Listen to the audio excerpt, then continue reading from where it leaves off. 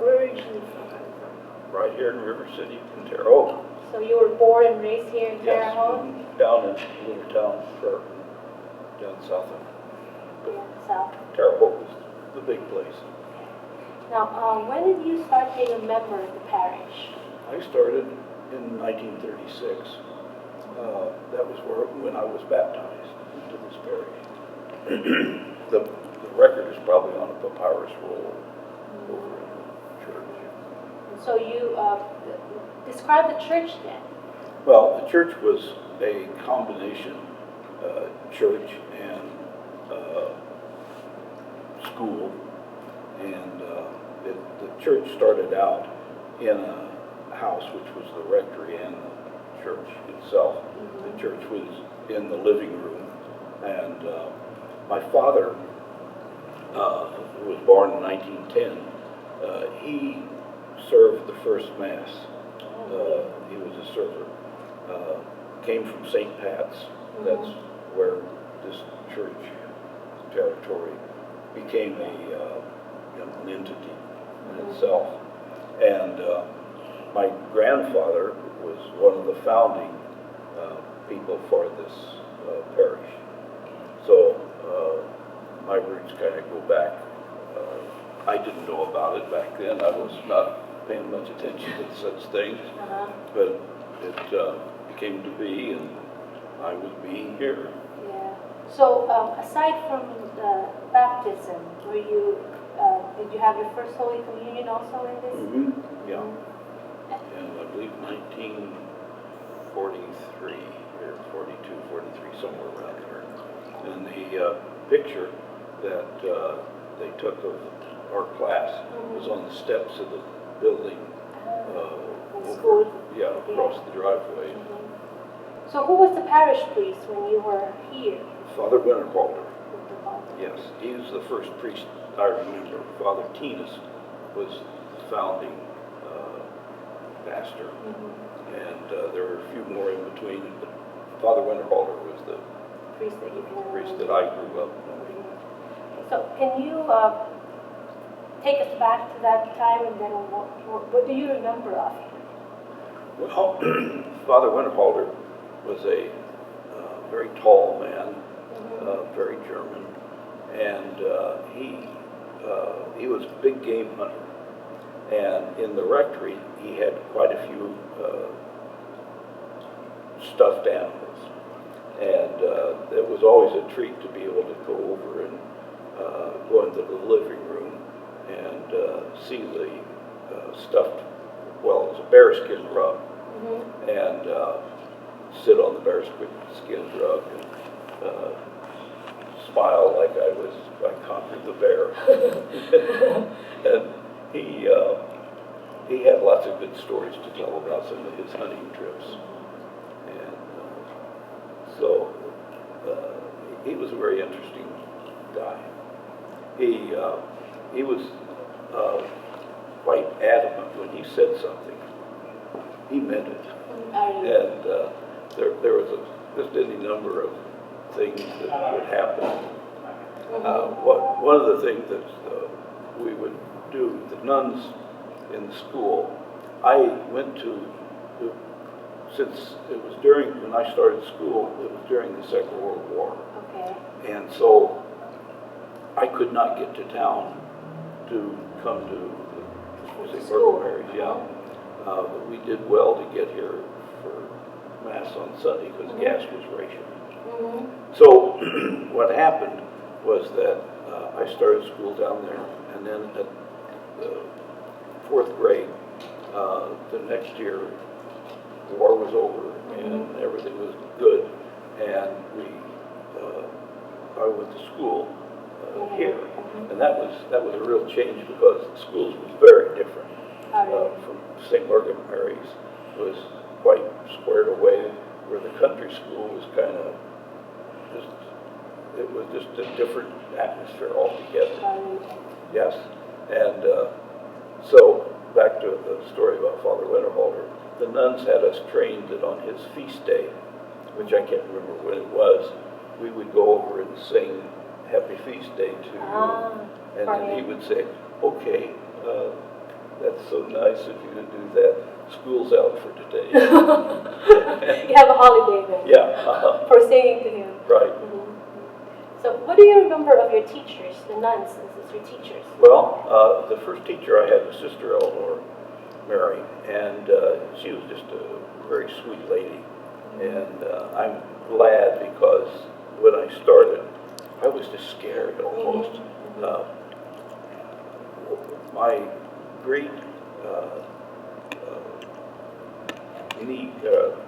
aunt was a nun, and she was kind of stamp her feet, and very. She wanted order, and don't bother her. She was a music teacher, so coming to school, I did not know what to expect, and it was a very pleasant surprise. I really liked going to school here, and I had. We had 2 grades together, so she taught me for 2 years. And then I went to the 7th and 8th grade room, and I had Sister Rose Ellen, who was a very interesting lady, and I found that she liked to argue with the students. And I keyed in on that because I like to argue. My dad told me that. And then in the 8th grade, I had Sister Marion, and she was, it was very interesting because I became a teacher and taught at Schulte High School, and she turned up out there as a teacher also. And we were teaching together where I was a student, and she could never quite get the feeling that I was a student. I wasn't a teacher. Yeah. So how many students were there in class? Like how many, what's the average? The classes were fairly small, about 15 or so in a class, which is a very nice size for primary grades. And I think in the whole school there was, it was less than 100. Yeah. And the grades, like I said, were like 15 or 20 at the most, and because that's about all the seats we had in each classroom. Because the classroom did not have it had an invisible line to separate the 2 grades from each other. Oh, really? Just that? So yeah, so I got to listen to the teaching of the 2nd grade. I started in the 5th grade. Yeah, 5th grade. So I got the 5th and 6th in 1 year. Okay. So what are your fondest memories of the church? Well, it was a family thing, so that for me, early on, it was getting to see my grandparents, and every week it was a regular thing. It wasn't like they were far away and you only saw them a couple times a year. It was really neat. I enjoyed that very much, and I made many friends that knew me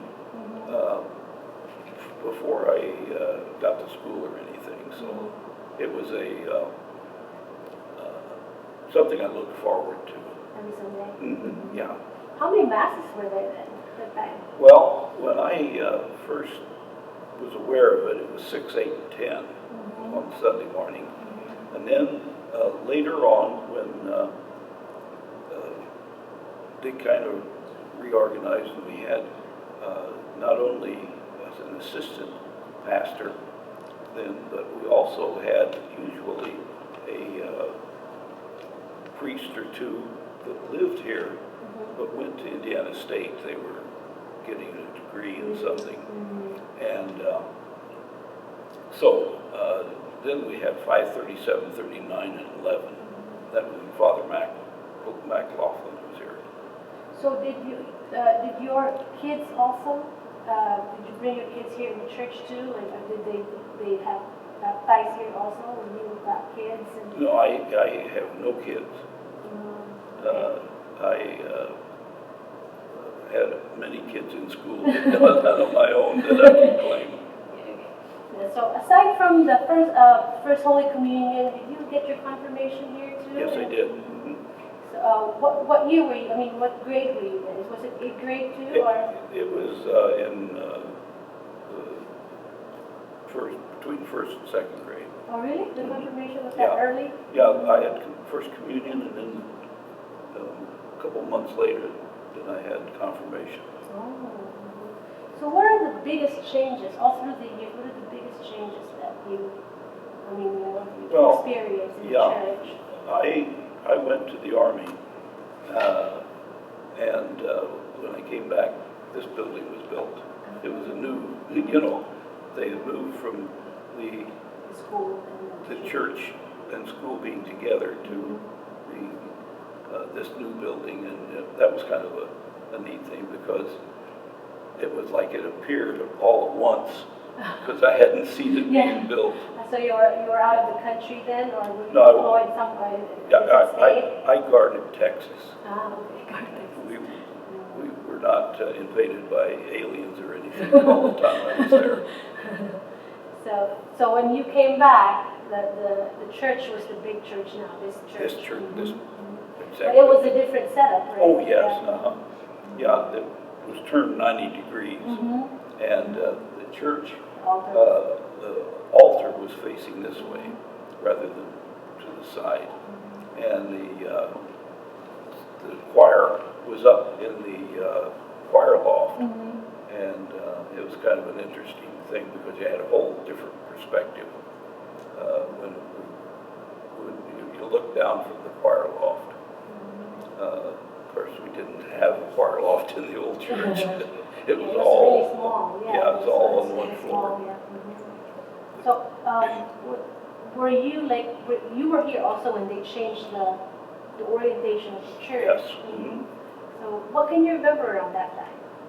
Well, it was after the Second Vatican Council, and it was there was turmoil because, the kneelers went at that time, and some people were unhappy about that. I was quite happy because it represented change. I had been, during the time of the Second Vatican Council, I was a lay missioner, and I was in the missions for 4 years, and during that time I went to Panama and was there for a little over a year, and I taught school and worked in a parish that was in the interior part of Panama. And one of my sponsor was Bishop Margaret Mary, and he was going to the consul, but he was the auxiliary bishop of Panama, and he had to come back several times to do diocese business, the archdiocese business, and it was neat because he was our reporter on what was going on overseas over there, and so we got there was 3 of us at that parish, and we got a first-hand information about what was going on and what to expect to come of it, and that was one of the things, the reorientation of the church and the turning the altar around so that the priest faced the people rather than facing the wall.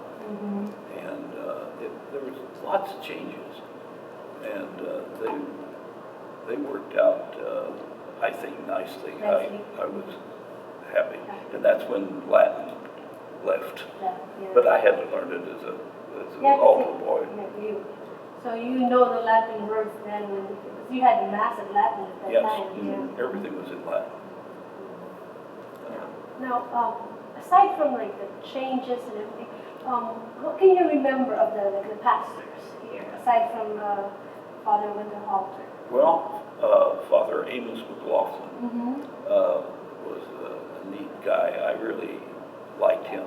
He had a dog, Gent, and I liked dogs. And so I got to pet the dog and sometimes leading around on a leash to walking and things of that sort. And he and I got to be good friends. He liked to play with his FM radio, and I helped him put up an antenna. Oh, really? Yeah, and a lot of things like that that we kind of were fellow travelers on, and both like to do the same things. How about Father Rick, right after McLaughlin? And Father Dede. Yeah, Father Dede. Father Dede was just a relative of mine. Oh, really? And he and I got along fairly well, but he was involved in a seminary before he got here. So he wanted to run this almost like a seminary. And I, or very few of the parishioners, liked that after kind of a less regimented goings on. So he appointed me to he called it a parish advisory board. He did not like the idea of council, because council you voted, and he did not like having us lay people vote on things. Oh, okay. That was, I would say, his what you thought of him when he was here during the reorientation of the church and everything. What about Father Ron? Can you remember Father Ron? Most of the time I was going to another parish. Of St. Anne's here. And because moving and all that sort of thing. I liked him. He was kind of a world traveler, and that kind of fascinates me. I like the idea of other cultures and learning about how the church is in other parts of the world. Were you here when Father Winter was here? Yes, I was. I was here, and then when I came back to St. Margaret Mary's when St. Anne's closed, he was the pastor. And he and I really did not get to know him too well. Just seeing him on Sunday, and I wasn't too involved in a lot of the activities just coming back. So I just saw him about 2 months ago, and it was neat to have a kind of a reunion with him over in Indianapolis. Oh, okay. Now, what are the traditions, like the activities that you can remember? That, like the parish picnic. Are you active with like? Oh yeah, I was active in that sort of thing. From fairly, back when I was here before, one of the big things was the May breakfast. May breakfast? Yeah, and it coincided with the First Communion Sunday. And so it was a thing that people went to, and we had a stage in the basement of the school building, and the kids that made their First Communion had to eat their breakfast up on the stage. Yeah, which you're kind of self-conscious. You can eat a lot then. Yeah, but helping with that, we started in.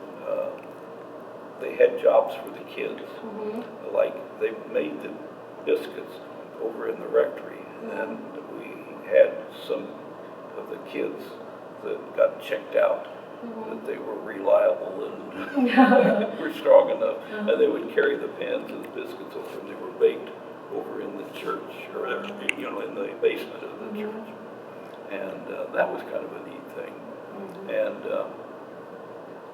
it was every year for as long as I could remember, and so that was a neat annual thing. Let's see, other things that would go on. We had a turkey bingo, and they would give away a frozen turkey. Is that during Thanksgiving then? Yeah, it was right around Thanksgiving. And we as kids got to be kind of servants to take care of clearing the tables, people that would move around because they were. The kids were really active. Yes, we were pulled into a lot of the parish things to, I guess, break us into being responsible and taking our share of the load. Yes, and those are the two things that I remember quite well. Aside from the more public thing, one of the things I helped with, because my family was decorating. We used to decorate. There was a tree over closer to the Voorhees, and it was quite a large tree, and Father McLaughlin wanted it decorated. So we What is put that, lights during in. Christmas season? Yes. Yeah, somebody mentioned that they usually have like a live tree. Yeah. And the tree was interesting because it had a split trunk.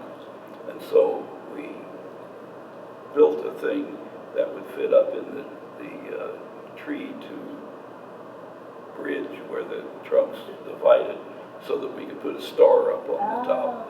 And because otherwise the star would fall off. Fall off of it. And I helped with that for quite a few years. From the time I was old enough to, Teddy, go get this, or Teddy, go get that, to where I was climbing the tree to put the lights up in it. Now, what do you think is the most unique?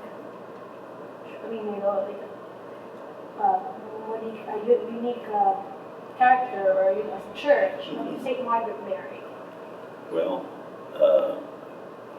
it has changed quite a lot over the years. It started out, of course, being a offshoot of St. Pat's, and the people that came here and started it were those who were mainly blue collar. They worked hard. They did a lot of stuff, a lot of occupations, and that was one of the things that kind of I got to know people, and finding out what they did was a unique thing. I thought. I'm sure in every other parish that I've been in, the same sort of thing kind of blossoms out. Here, I worked in several parishes when I was in the missions, and there I got to know people and what they did, and that makes them, the parish you can think about makes it different from all the others. Now, what is your hope for the future of St. Margaret Mary? Well, that like they would say on Star Trek, to live long and prosper, to find the ways of making our worship more personal and involving people, because that's what I did in the missions, and the 4 years I spent in the missions was it was a life-changing experience, because I got to see how a lot of other parishes work, because I would work in those parishes and kind of get involved. I was a layperson, but they looked at us as being something a little different because we were foreigners. We came from somewhere else. Yeah. And we were involved in the parish, but they always, I think, kind of looked at us like, are you going to be here for very long, or what's going to happen after you leave? And one of our things was that we wanted to put down foundations where they could be and bring about change, not necessarily because the past was bad, but because there were new things to do. And we would try to bring them into the parishes we worked in. What year did you start in the parish? Well, 1936. Oh, 1936. So at that time was the house that became a rectory, the first church, was still... Oh, yes, yeah. yes. So I think they tore that down after this, they started construction. They had to take it down to build this. Yeah, yeah. There's the same spot was kind of... What do you remember of that? We're trying to recall the very early years of the parish. So 1936. I was just a yeah, baby then. yeah. So what was your earliest recollection of that first church, the rectory? Probably going to Mass across the street from it. And as I was telling Mary Ann, my grandfather was a greeter, and he would go around and collect the money out of the podium stand, light stands, and take it to the rectory after Mass. And I would tag along with him as he did the closing the place up and collecting the money out of the stands. And that was really, I don't know when I started, but it was probably the first I really knew about it. And then making my first communion.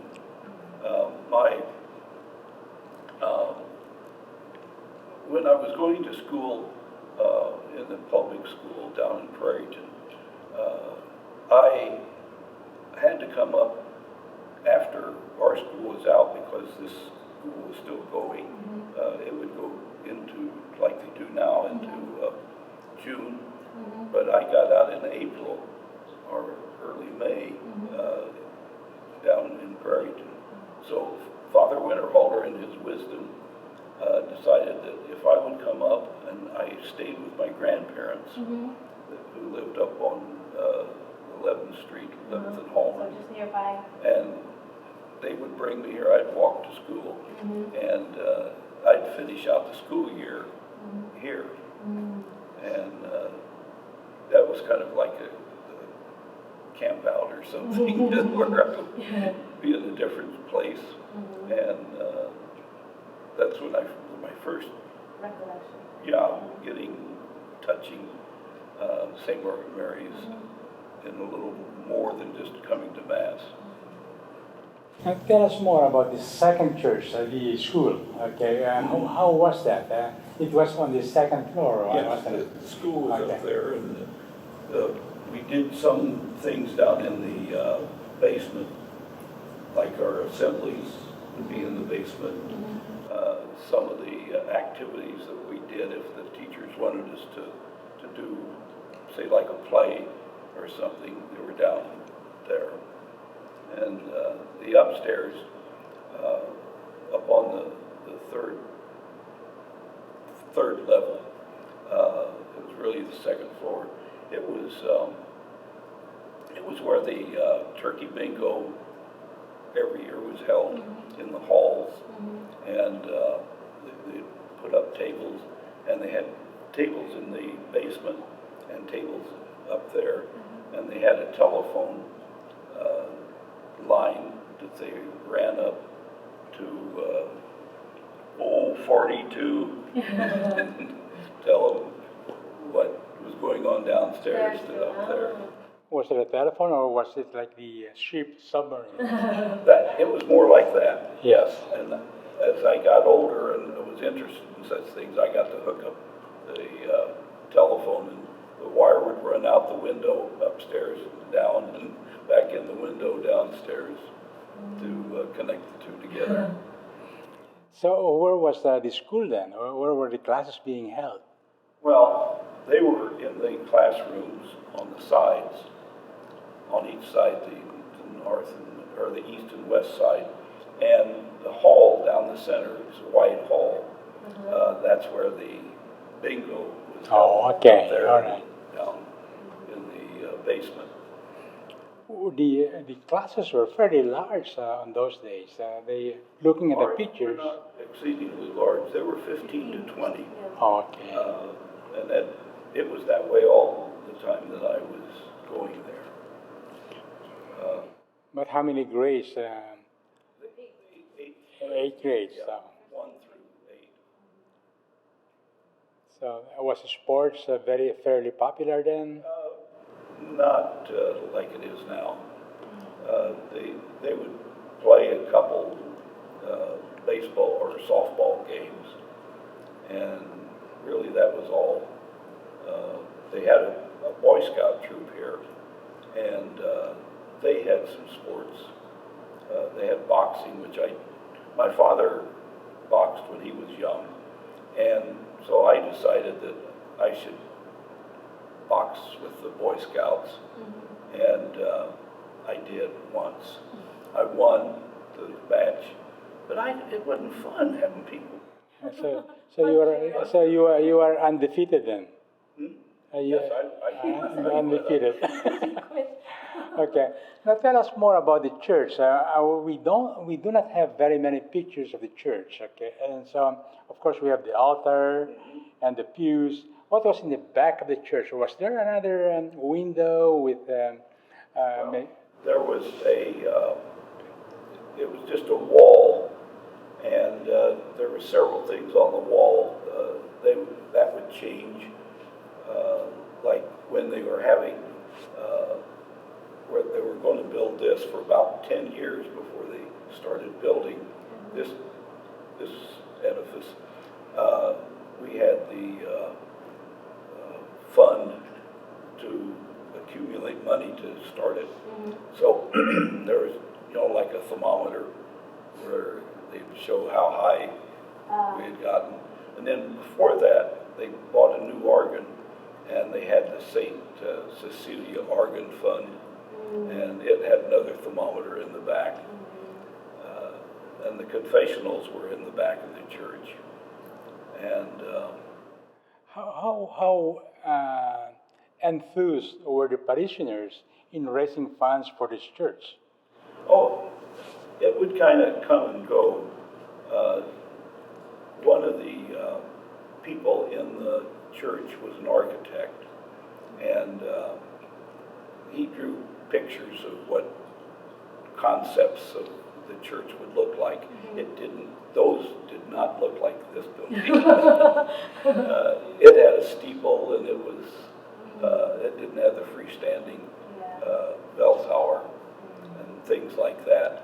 But that kind of kept the enthusiasm going to see what it could be, and there was all sorts of variations on that theme. Back to the church, there was a large vestibule, and it was large, much larger than we needed for the church itself. But the school, the steps to get up there kind of snaked around and went up, and it went through the vestibule. So I had seen it. I wondered what went on upstairs as a little kid before I got a chance to go up there and actually be in school on that level. Okay. Very good. So wonderful.